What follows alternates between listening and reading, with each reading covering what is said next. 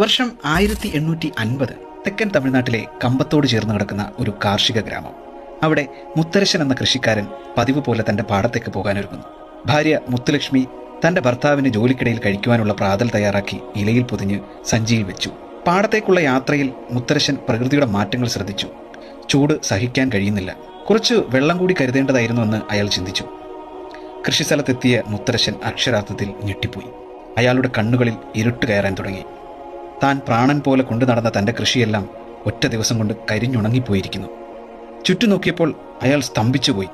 തൻ്റെ കൃഷിയിടത്തിനരികിൽ കൂടി ഒഴുകുന്ന വൈഗാനദി വറ്റി വരണ്ടിരിക്കുന്നു. എന്തു ചെയ്യണമെന്നറിയാതെ അയാൾ ആ കരിഞ്ഞുണങ്ങിയ പാടത്ത് തലയിൽ കൈവച്ചിരുന്നുപോയി. അന്ന് ആ മനുഷ്യൻ കരുതിയിട്ടില്ല വരാൻ പോകുന്നത് വലിയ ഒരു വരൾച്ചയുടെ തുടക്കമാണ്. മുല്ലപ്പെരിയാർ അണക്കെട്ടുണ്ടായതിനു പിന്നിലെ ചരിത്ര കഥയാണ് നമ്മൾ ഇന്ന് കേൾക്കാൻ പോകുന്നത്. എല്ലാ കൂട്ടുകാർക്കും ഹിസ്റ്റോമീറ്ററിലേക്ക് സ്വാഗതം. Histometer, journey through history.